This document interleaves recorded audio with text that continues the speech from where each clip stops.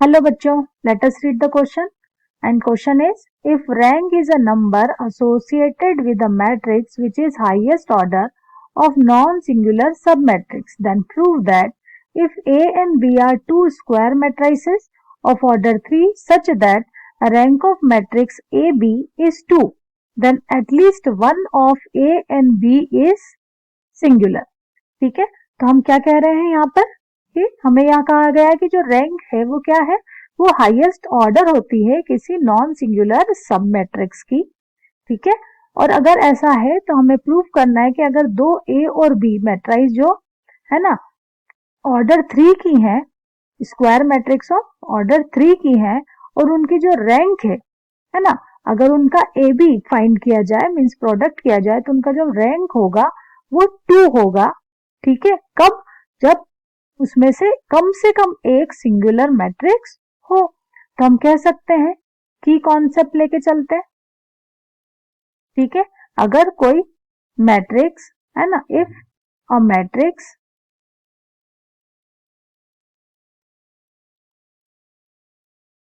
Non singular, that means है ना उस मैट्रिक्स का जो डिटरमिनेंट है से 0 के इक्वल नहीं होना चाहिए। ठीक है, तो किसी नॉन सिंगुलर मैट्रिक्स के लिए मॉड ऑफ ए है ना, if A is a matrix तो mod of A is not equal to 0। चलिए, हमें क्या कहा गया है, देखिए इसे कुछ इस तरह से लिखते हैं।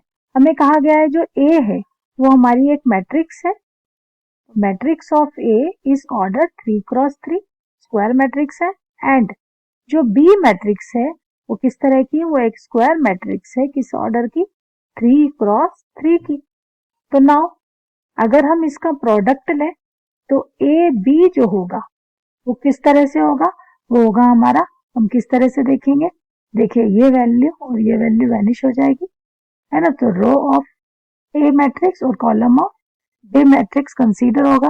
अभी भी जो रिजल्ट डेवलप होगा वो क्या होगा, ए बी है ना, और हमारी जो मैट्रिक्स होगी वो फिर से square matrix of order 3 cross 3 की होगी।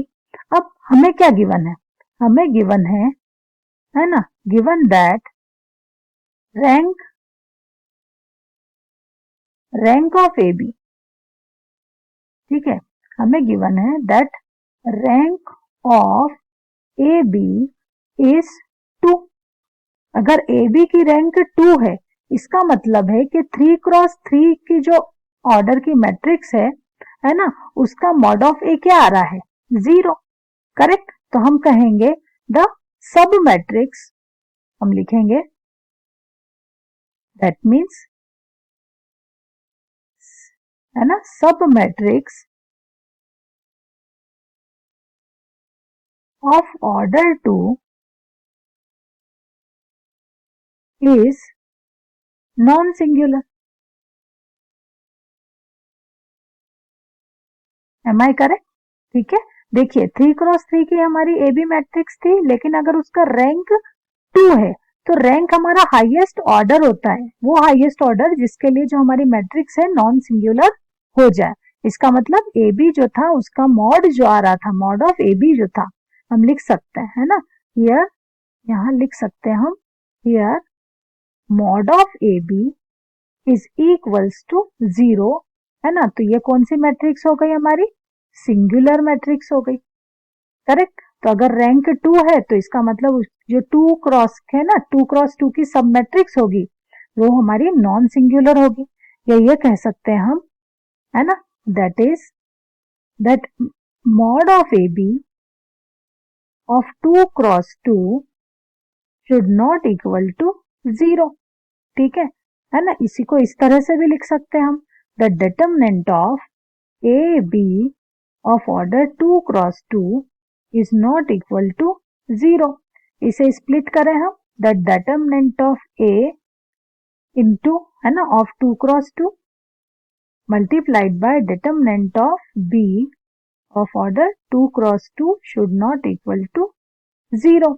ठीक है, अगर दो डिटरमिनेंट का प्रोडक्ट, ठीक है, दो डिटरमिनेंट का प्रोडक्ट अगर जीरो के इक्वल नहीं है, जीरो के हाँ का प्रोडक्ट जीरो के इक्वल नहीं है, तो हम क्या कह सकते हैं, आइदर, ठीक है, determinant of A not equal to zero और determinant of B not equal to zero.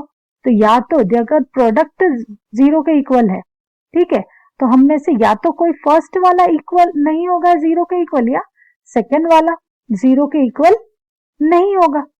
Correct है, और यही हमें, है ना, प्रूफ करना था। तो हम क्या कह सकते हैं, that at least one of the matrix A B, है ना, one of the matrix at least A और बी इज सिंगुलर। करेक्ट, तो ये तो नॉन सिंगुलर है, तो इनमें से कोई एक जो होगी वो नॉन सिंगुलर होगी, दूसरी जो होगी वो क्या होगी, सिंगुलर होगी, और यही हमें प्रूफ करना था। Correct, I hope this is clear to you, thank you.